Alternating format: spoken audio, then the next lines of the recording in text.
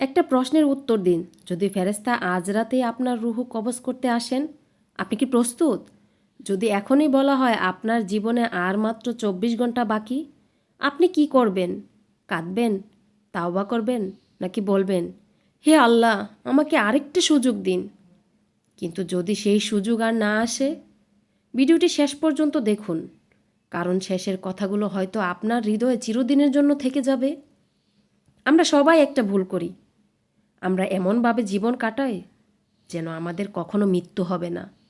নতুন ফোন কিনবো, বড় বাড়ি বানাবো, অনেক টাকা জমাবো, কিন্তু কখনো কি ভেবেছি হয়তো এই পরিকল্পনাগুলো শেষ করার আগেই আমাদের জীবন শেষ হয়ে যেতে পারে? প্রতিদিন কত মানুষ ঘুমাতে যায়, কিন্তু সকালে আর জেগে ওঠে না।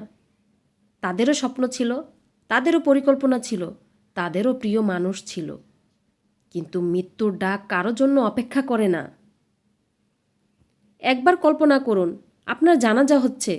যাদের জন্য আপনি এত কষ্ট করলেন তারা আপনাকে কাঁধে করে কবর পর্যন্ত নিয়ে যাচ্ছে। কেউ কাঁদছে, কেউ দোয়া করছে। তারপর আপনাকে মাটির নিচে রেখে সবাই চলে গেল।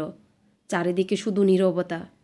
না কোনো বন্ধু, না কোনো আত্মীয়, না কোনো মোবাইল, না কোনো টাকা, শুধু আপনি আর আপনার আমল।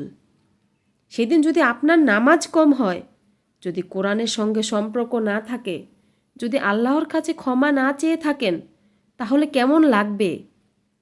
আমরা মানুষের একটি মেসেজের রিপ্লাই না পেলে কত কষ্ট পাই, কিন্তু আল্লাহ প্রতিদিন ৫ বার আমাদের ডাকেন, এসো সফলতার দিকে। আর আমরা বলি আরেকটু পরে, আর এই আরেকটু পরে বলতে বলতে হয়তো পুরো জীবন শেষ হয়ে যাবে। জানেন সবচেয়ে সুন্দর বিষয় কি? আল্লাহ এখনও আমাদের সুযোগ দিচ্ছেন।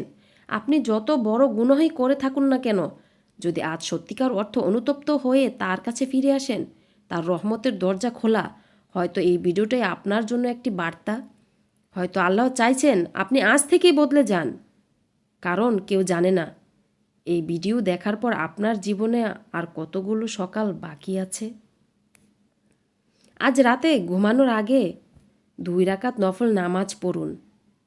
তারপর আল্লাহর কাছে মন খুলে বলুন, হে আল্লাহ, আমি অনেক ভুল করেছি।